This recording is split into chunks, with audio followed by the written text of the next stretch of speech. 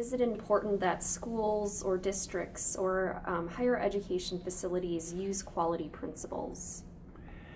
Well, quality principles are what creates a pull on people. And most of what we do in society is we push people, and when you push them, they resist. So, you know, if you do this, we'll give you money, and if you don't, we'll punish you. That's a push, the carrot and stick. Whereas quality creates a pull. Kids and adults want to be a part of it. So, and there's many ways that it creates that pull, but that's what happens. So you, in my Permission to Forget book, one of the chapters, we asked teachers, what % of your kids love school? Well, kindergarten, it's 95 to 99%. But every grade level after that, it goes down. Fewer and fewer kids love school. Well, that's the result of our push. You keep pushing them, and more say, I don't want to be here. But with the quality principles, we get even in high school, 90% of the kids say they like this. Okay, and so if the kids don't want to be there, and we get a low point of 39 to 40% of the kids love school in 9th grade. It just goes down and down and down and down.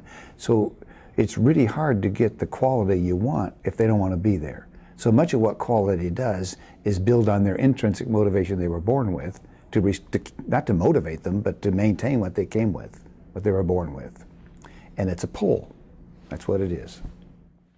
What does waste in education look like? Okay.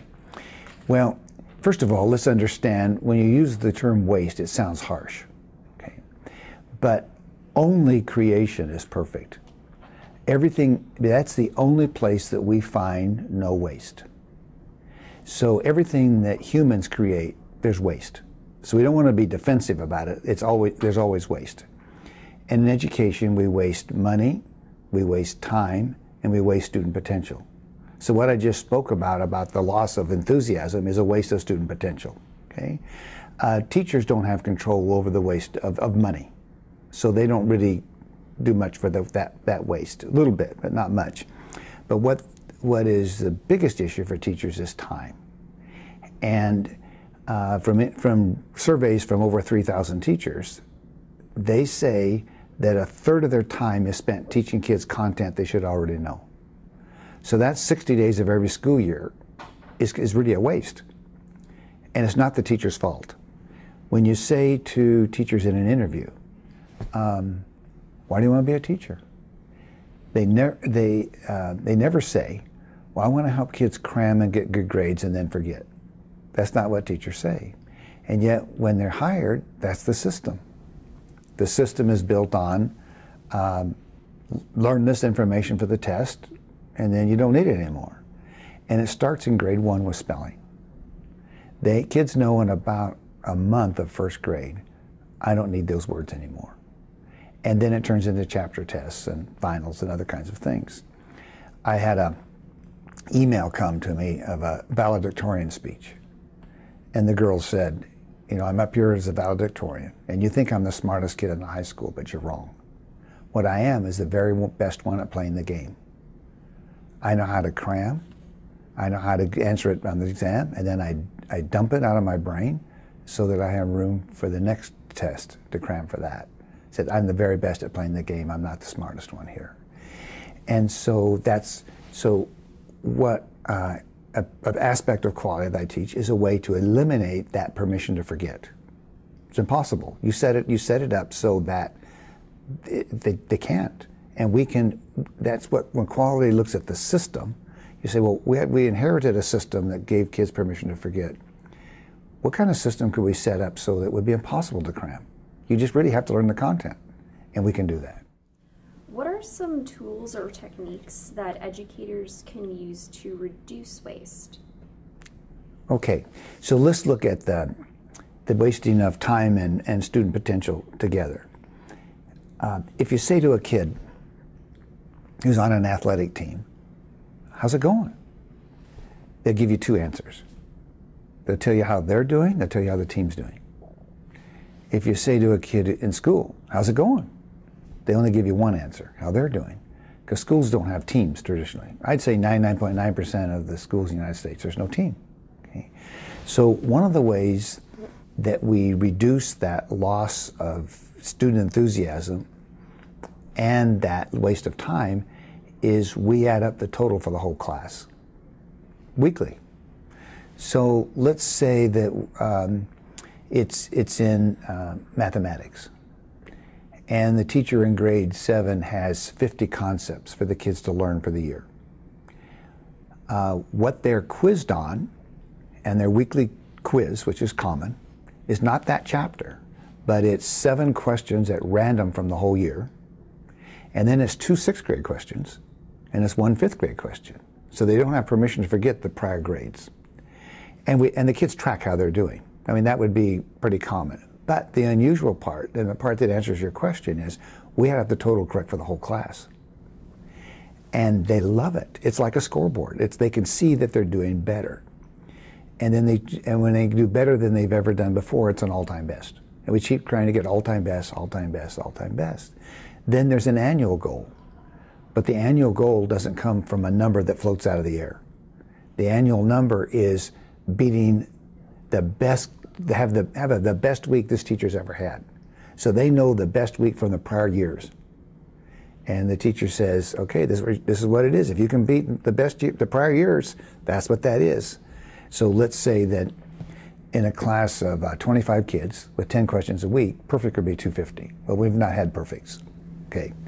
So let's say the best the teacher's ever had is 198 questions, right? Well, then the kids know their goal is 199 for that year.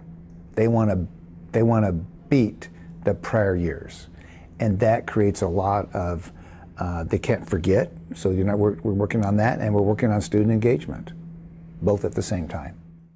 In Phoenix, a grade 2 teacher on the math quiz, because he would pull them at random. They don't know what, these questions are at random. They're up from the whole year. And it was how to read an analog clock. And only 2 kids in the room knew how to do that. It came up the first or second week of school. So those 2 kids would gather kids over by the plastic clock the teacher had you could move the hands on, and they were showing all the other kids how to read the clock. Because they said, this might come up again. It will come up again. We just don't know when. You got to be ready. So yes, they do help each other to get the team up. And the kids that are, when you rank kids, which is common in schools, then the ones that are lowest get picked on. It's a part of the bullying problem.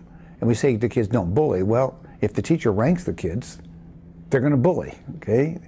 But when you add up the total for the class, when the slowest kid in the room goes from 2 right to 3 right, they get high fives because they helped out the team. And also, it's really nice when, let's say the class has 100 questions right as a whole class, and they go to 120. Yay, yay, yay, we're thrilled. That was great. But it's really better when the class goes from 100 right to 101 right. Because then you say to the kid that's struggling in private, and say, you realize your 1 question right is what did it for the class.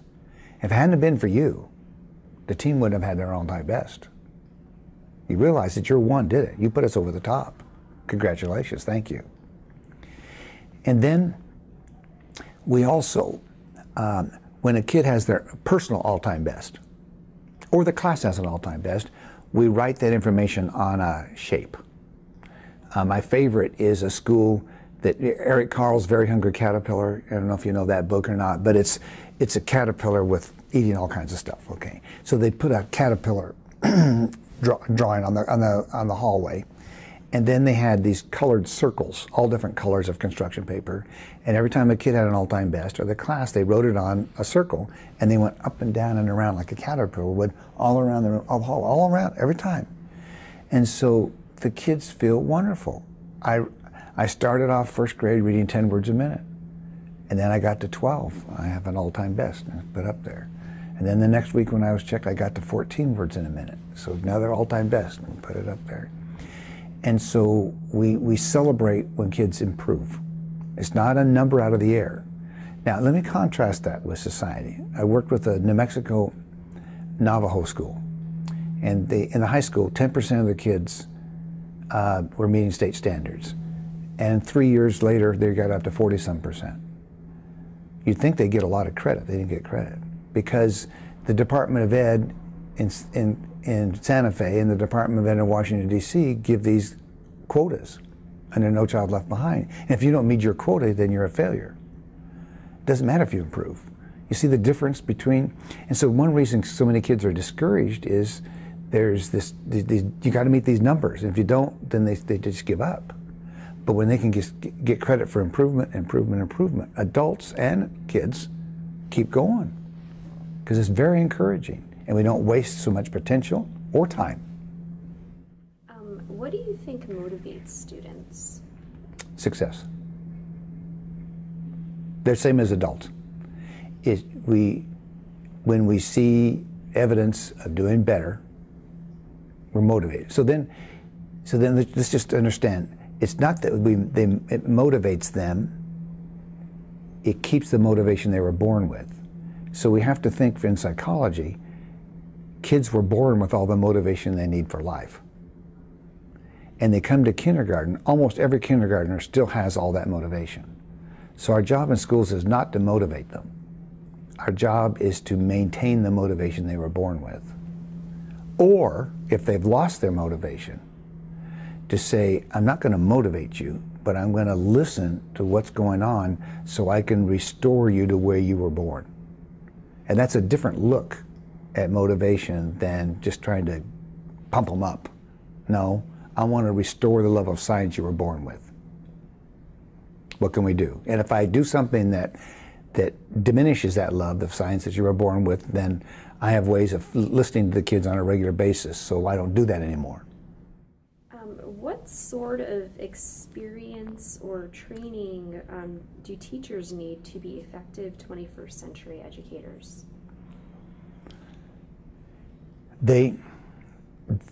First is, what are the cultural things in education that are decades old, that I've inherited, that are in the way? And that's the waste. We need to remove that first. Okay? So that's what the Permission to Forget book is. It lists the permission to forget, the kids cram, forget. We use data that harms people instead of helping people. Instead of moving forward, we have this pendulum that we do this, and then we go back to that, and then we go back to that. Every 20 years we change our mind on how to teach reading. So we have to stop the waste first so that we have time to look at the initiatives. But if we just keep piling things on and keeping the same wasteful things, it won't improve. All right, one more question. What has been your favorite part about NQEC so far? The favorite part is that it's a collection of people who understand continuous improvement. You don't have to sit down and explain to your people that you're at the meeting with what continuous improvement is. They get it. So it's a group of people who understand that. So then you're able to go into, well, how do you improve? And how do you improve? As opposed to another conference, well, it's like Alan said this morning, we're on this treadmill of buying new programs. And the people who understand continuous improvement know it's not the next new program we need. It's a culture of improvement. And the people here understand that, so then you pick up little things on how to do that. And what do we need to stop doing to have cultural improvement, continuous improvement, and what can we do to improve that?